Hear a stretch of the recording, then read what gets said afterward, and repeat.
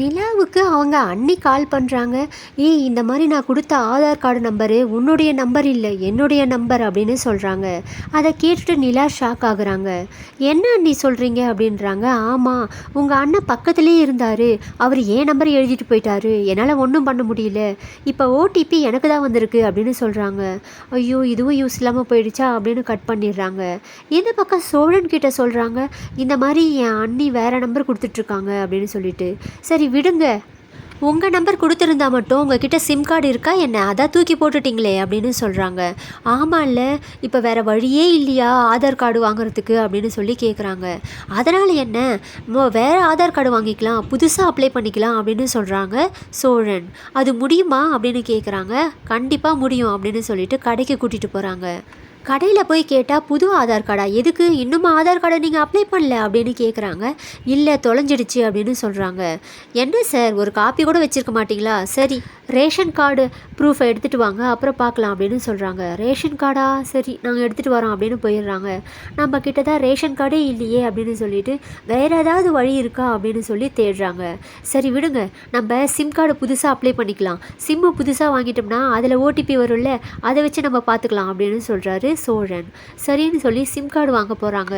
Sim யார் பேரில் இருக்குது அப்படின்னு கடையில் கேட்குறாங்க. என் பேரில் தான் நிலா அப்படின்னு சொல்கிறாங்க. சர்ச் பண்ணி பார்க்குறாங்க, ஆனால் அது மனோகர் பேரில் இருக்குது அப்படின்னு சொல்லிடுறாங்க. அவரை கூட்டிகிட்டு வாங்க, அவருடைய ஆதார் கார்டையும் எடுத்துகிட்டு வாங்க, அப்போ தான் உங்களுக்கு இந்த சிம் ரீஆக்டிவேட் ஆகும் அப்படின்னு சொல்கிறாங்க. அதை கேட்டுட்டு நிலாவுக்கு ஷாக் ஆகுது. சரி விடுங்க, எனக்கு எதுவுமே கிடைக்காது போல், எந்த ஒரு ஆதாரம் இல்லாத மனுஷாவையே நான் வாழ்ந்துட்டு போகிறேன், எனக்கு தொலைஞ்சு போன சிம் கார்டு கிடைக்கல, ஆதார் கார்டு கிடைக்கல, என்னுடைய சர்டிஃபிகேட் கிடைக்கல, எதுவுமே எனக்கு கிடைக்கல அப்படின்னு சொல்லிட்டு ரொம்ப வெக்ஸ் ஆகி போகிறாங்க. அட இருங்க, டென்ஷன் ஆகாதீங்க, ஏதாவது ஒரு வழி கிடைக்கும் அப்படின்னு சொல்லிட்டு சோழன் ரொம்பவே ரிலாக்ஸ் பண்ணுறாரு. நீங்கள் போய் காரில் உட்காருங்க அப்படின்னு சொல்லிட்டு வெளியே இருந்து யார் யாருக்கோ ஃபோன் பண்ணுறாரு. யாருமே சரியாக ரெஸ்பான்ஸ் பண்ண மாட்டேன்றாங்க.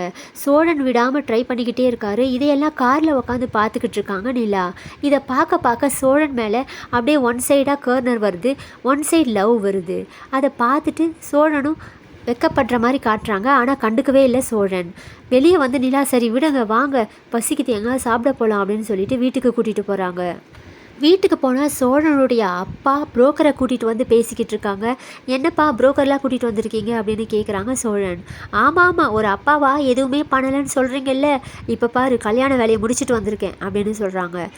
எல்லாம் பார்த்து பண்ணுங்க அப்படின்னு சொல்லிட்டு வெளியே போயிடுறாங்க. அப்புறம் புரோக்கர் சொல்கிறாரு, நீங்கள் பழைய வீட்டுக்கு போய் பார்த்தீங்கல்ல ஆவடியில், அந்த பொண்ணுக்கு உங்கள் அண்ணனை ரொம்ப பிடிச்சிருக்கான், அவங்க வீட்டில் ஒரு கண்டிஷன் போட்டிருக்காங்க, அது மட்டும் ஓகேனா பரவாயில்ல அப்படின்னு சொல்கிறாங்க. எந்த பொண்ணு அப்படின்னு சொல்லி யோசிக்கிறாங்க. அதான்ப்பா உன் அண்ணன் போய் வடை சுட்டுட்டு கொடுத்து வந்தானே அந்த பொண்ணு தான் அப்படின்னு சொல்கிறாரு புரோக்கர். ஓ அவங்களா, ஆனால் என்ன கண்டிஷன் அப்படின்னு சொல்லி கேட்குறாங்க. அது எனக்கு தெரியாதுப்பா, அந்த பொண்ணு தனியாக பார்த்து பேசினாராம், அவங்க ஏதோ கண்டிஷன் போட்டாங்களாம், அதோட அவர் ஒத்துக்கலையா அப்படின்னு சொல்லி சொல்கிறாரு. அது உன் அண்ணன்கிட்டே கேட்டுக்கப்பா அப்படின்னு சொல்லிட்டு போயிடுறாரு. வெளியே வந்து அவங்க அப்பாவை பார்த்து, சீக்கிரம் கல்யாண வேலையை ஏற்பாடு பண்ணுங்க, எனக்கு கமிஷனும் கொடுத்துருங்க அப்படின்னு சொல்லிட்டு போகிறாரு. இந்த பக்கம் சேரன் சைக்கிளில் போகிறாரு. அப்போ கார்த்திகா வீட்டு வாசல்லேருந்து எட்டி பார்க்குறாங்க. அப்போ சேரன் ரொம்பவே ஆதங்கமாக அவங்களே பார்த்துட்டு போகிறாங்க. அப்புறம் வீட்டுக்கு வராங்க. சேரன் வீட்டுக்கு வந்த உடனே எல்லாரும் சுற்றி வளைச்சிக்கிறாங்க. என்னடா என்னடா அப்படின்னு சொல்லி கேட்குறாரு சேரன். அண்ணன், எங்களுக்கு தெரியாமல் என்னென்ன மறைச்சிருக்கியா அப்படின்னு சொல்லி கேட்குறாரு சோழன். நான் என்னடா மறைக்க போகிறேன் அப்படின்னு சொல்கிறாரு. அதெல்லாம் இல்லை, நீ ஒரு பொண்ணுக்கிட்ட தனியாக பேசியிருக்க அப்படின்னு சொல்கிறாங்க. எந்த பொண்ணுடா அப்படின்னு கேட்குறாங்க. அதான் ஆவடியில் பார்த்த பொண்ணு அப்படின்னு சொல்கிறாங்க. ஆவடியா அப்படின்றாரு. ஆமாம், நீ வடை கூட சுட்டு குத்தியே அந்த பொண்ணு தான் அப்படின்னு சொல்கிறாரு. ஓ அவளா, ஏதாவது பேசியிருப்பா, நான் மறந்துட்டேன்டா அப்படின்னு சொல்கிறாங்க. இல்லை இல்லை, பொண்ணுங்க பேசுகிறதெல்லாம் மறக்க முடியாது அப்படின்னு மற்றவங்கெல்லாம் சொல்கிறாங்க. ஐயோ எனக்கு மறந்துடுச்சு, நிறைய பேசுனாங்க அப்படின்னு சொல்லிட்டு, விடுங்கடா நான் உள்ளே போகிறேன் அப்படின்னு சொல்லிட்டு உள்ளே போயிடுறாரு. பாத்தியாடா, அண்ணன் தனியாக பொண்ணுக்கிட்டெல்லாம் பேசியிருக்காரு, அந்த பொண்ணு என்ன சொல்லுச்சுன்னு நம்ம உடனடியாக தெரிஞ்சுக்காகணும் அப்படின்னு சொல்லிட்டு கிளம்புறாங்க. மறுநாளே அந்த பொண்ணு வீட்டுக்கு போகிறாங்க. பொண்ணு வீட்டுக்கு போய் விசாரிக்கிறாங்க. ஏதோ கண்டிஷன் போட்டிங்களாமே, என்ன கண்டிஷன் அப்படின்னு சொல்லி கேட்குறாங்க. அதுக்கு அந்த பொண்ணும் சொல்கிறாங்க, உங்கள் அண்ணனை எனக்கு ரொம்ப பிடிச்சிருக்கு, ஆனால் நான் போட்ட கண்டிஷனுக்கு அவருக்கு ஒத்துக்கலை அப்படின்னு சொல்கிறாங்க. என்ன கண்டிஷன் சொல்லுங்கள் அப்படின்னு சொல்லி கேட்குறாங்க. ஏன் பொண்ணு உங்கள் வீட்டுக்கு வரமாட்டா அப்படின்னு சொல்கிறாரு. வரமாட்டாங்கன்னா அப்படின்னு கேட்குறாங்க எல்லாரும். அதுக்கு நான் தனி கொடுத்துனதாக இருப்பேன், இதுக்கு ஒத்துக்கிட்டா உங்கள் அண்ணனை கல்யாணம் பண்ணிக்கிறேன் அப்படின்னு சொல்கிறாங்க. இதை கேட்ட உடனே எல்லாருக்கும் ஷாக் ஆகுது, தூக்கி வாரி போடுது. இதோட நாளைக்கு எபிசோட் முடியுது. மறக்காமல் சப்ஸ்கிரைப் பண்ணிக்கோங்க ஃப்ரெண்ட்ஸ். அப்படியே ஒரு லைக் பட்டனையும் தட்டி விட்டுடுங்க.